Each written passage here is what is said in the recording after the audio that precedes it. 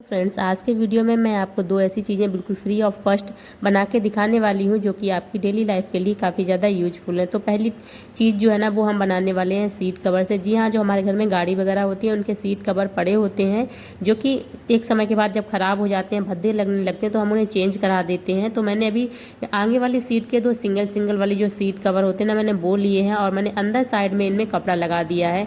और आप यदि देखेंगे तो ये पूरा सीट कवर कुछ इस तरह से था, तो मुझे जितनी आवश्यकता थी मैंने उतना रखा है, बाद बाकी मैंने काट के अलग कर दिया। और ये एक्चुअली मैं लगभग 2-2.5 महीने पहले कुछ और बना रही थी, तो उस समय मैंने उस हिसाब से इसे कट किया था, लेकिन अब मैं इसका कुछ और बनाऊंगी। तो आप देखेंगे मैंने बीच में ज्वाइंट डाल के दो चीज़ें मतलब बिल्कुल ज्वाइंट डाल के मैंने इसकी जो चौड़ाई है वो लगभग 9 इंच रेडी कर ली। तो नीचे वाला जो पार्ट है वो इसी वाली सीट का है, जबकि जो ऊपर वाला पार्ट है वो दूसरी वाली सीट का लगा हुआ था, जो कि मैंने निकाल दिया था उसमें से, और उसके भी दूसरी साइड में मैंने कपड़ा लगा दिया है। और अब इसकी जो चौड़ाई है वो लगभग 9 इंच हो गई। और ये इसके जो एक्स्ट्रा वाले पार्ट है ना, इन वाले पार्ट को मैं पीछे साइड में लगाऊंगी, और यहाँ पे मैं बिल्कुल बीच में जहाँ पे आगे ज़्यादा जगह है वहाँ पे मैं इस चैन को अटैच कर दूंगी, जो कि चैन भी मेरे पास बैग की निकली हुई पड़ी है। एक्चुअली बैग का कपड़ा ख़राब हो गया था, तो मैंने चैन सही थी, मैंने उस चैन को निकाल लिया है और ये अब हमारे काम आएगी। तो जो हमारे जो इस तरह से बचे हुए हैं ना, इन्हें मैं इसकी लगभग 9 इंच चौड़ाई के ही जो इसमें है लगी हुई, उसी हिसाब से मैं इन्हें दोनों साइड में एडजस्ट कर लूँगी। तो अभी मैंने क्या किया है, पीछे वाले पार्ट में मैंने इस तरह से कपड़ा ऊपर से लगा के तब मैंने लगाया है, क्योंकि वहाँ पे हल्का सा जॉइंट था जो कि अंदर एकदम फिर फिनिशिंग अच्छी नहीं लगती इसलिए।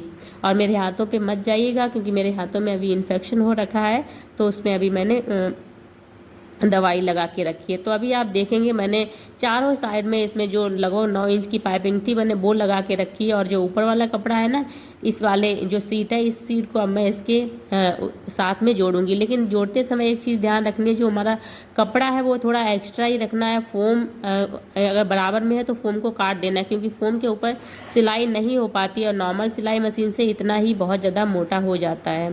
तो अब क्या करूँगी, मैं इस तरह से रख के यहाँ पे मैं करूँगी चैन को अटैच, जैसा कि मैंने पहले भी आपको बताया है उस तरह से। तो ये हमारा क्या बनने वाला है, आपने अंदाज़ा तो एक लगा ही लिया होगा। तो जो आपने देखा है ना, मैंने इस तरह से किया था, तो अंदर मैंने फिनिशिंग भी कर दी है। और अब मैं जो ऊपर वाला पार्ट है उसे जोड़ रही, तो फिर मैं आपको एक चीज़ बता दूँ, इसका कपड़ा एक्स्ट्रा था, तो मैं इस कपड़े को नहीं सिल रही हूँ, मैं केवल अंदर अंदर वाले पार्ट को सिल रही हूँ, ताकि हमारी जो फिनिशिंग है वो अच्छे से ऊपर से आ जाए। उसी कपड़े से फिनिशिंग कर लेंगे। तो अभी मैंने सिल के रेडी कर लिया, चारों साइड में जिप भी लगा दी है। और यहाँ पे जो ऊपर वाला साइड आप देख रहे हैं ना, यहाँ पे हमारी मशीन नहीं चली थी, क्योंकि कपड़ा काफ़ी ज़्यादा यहाँ पे थिक हो गया था, क्योंकि फोम भी था और ऊपर से अंदर से फिनिशिंग भी थी। तो मैंने यहाँ पे पूरा जो चारों साइड का है ये पूरा हाथ से सिला है। आपको एक चीज़ ध्यान रखिए, आपको जो मोटा वाला धागा आता है ना, जो हम रजाई वगैरह में धागा डालते हैं, आप उस वाले धागे से सिलिए, तो फिर काफ़ी ज़्यादा मजबूती रहेगी।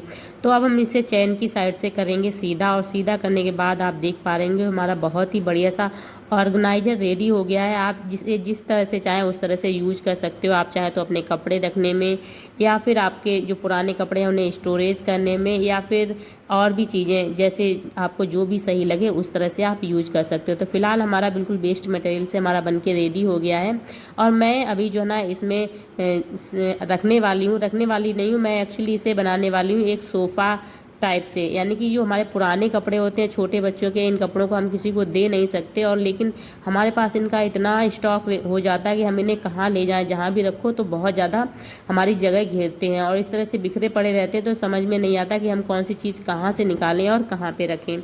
तो मेरे पास ये बिल्कुल ही पुराना कपड़े पड़े हुए थे, जिनका बिल्कुल भी कोई भी यूज नहीं है, गर्म है कुछ और कुछ नॉर्मल हमारे सीजन के हैं। तो फिर इस तरह के जो कपड़े हैं ना, मैं इन्हें सभी को फोल्ड कर करके इसके अंदर रखती जाऊंगी। और आप देखेंगे मैंने आधे कपड़े रख दिए, फिर भी ये भरा नहीं है। और इसके बाद जो ये कपड़े हैं ना, इन कपड़ों को भी हम फोल्ड कर करके रखेंगे। और मेरे हिसाब से पहले लगा था कपड़े ज़्यादा हैं, आएंगे नहीं, लेकिन आप देखते जाइएगा कि ये जो कपड़े हैं ना, कब इसके अंदर पूरे समा गए, समझ में ही नहीं आया, और फिर भी ये अभी खाली लग रहा है। तो ये एक बहुत बढ़िया सा सोफ़ा टाइप का बन के रेडी हो गया हमारा छोटा सा पाउच, जिसपे आप बहुत आसानी से इसे इस तरह से भी यूज कर सकते हो, जैसे आपका मन करे वैसे।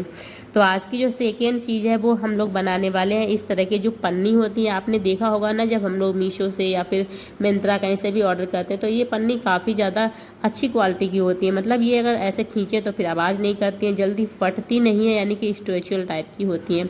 तो इन पन्नी का हम लोग बहुत बढ़िया सा चीज़ बनाने वाले हैं और इसके साथ में हम इस तरह से यूज करेंगे पुरानी तकिया के कवर को। यानी कि इस तरह की जो तकिया कवर होते हैं, काफ़ी बार हमारी बेडशीट फट जाती है तो तकिया कवर इस तरह से वेस्ट पड़े रहते हैं। तो इसका हम लोग क्या बनाने वाले हैं ये मैं आप लोगों को बता दूं, लेकिन उससे पहले हमें क्या करना है कि जो तकिया का कवर एक्स्ट्रा वाला है, जो फटा हुआ है, उसे मैं कट करके निकाल देती हूँ ताकि हमारे फटे वाले कपड़े का हमारा कोई भी काम ना रहे। और इसके बाद मैंने इसमें क्या किया है कि जो हमारी ये पन्नी है ना, इस पन्नी को मैं इसी साइज़ का काट के रेडी कर लूँगी। हालांकि इसकी चौड़ाई तो लगभग इसी साइज़ की है और यदि चौड़ाई कम होती तो फिर मैं तकिया के कवर को अंदर साइड से सिल देती। फिलहाल चौड़ाई बिल्कुल बराबर है तो फिर मुझे अंदर सिलने की आवश्यकता नहीं है। तो फिर जो पन्नी है ना, इसके मैंने दोनों साइड से इस तरह से कट कर दिया है और अब इसकी जो चौड़ाई है वो तो उतनी रहेगी जो इसकी, लेकिन लंबाई है, लंबाई काफ़ी ज़्यादा हो गई है। तो फिर मुझे जितनी आवश्यकता है तकिया के कवर के साइज़ की, मैं उसी साइज़ का इसे बचा के रखूँगी और बाद बाकी जितना है मैं इसे कट करके निकाल दूँगी। क्योंकि कई बार ये होता है कि जब हम लोग इस तरह से पैकिंग वगैरह खोलते हैं कपड़े की तो फिर पन्नी फट भी जाती है। तो फिर वो फटे हुए पार्ट को हम नहीं रखेंगे, यानी कि जहाँ पे छेद होगा वहाँ पे नहीं रखेंगे, क्योंकि छेद वाला फिर हमें बाद में प्रॉब्लम करेगा।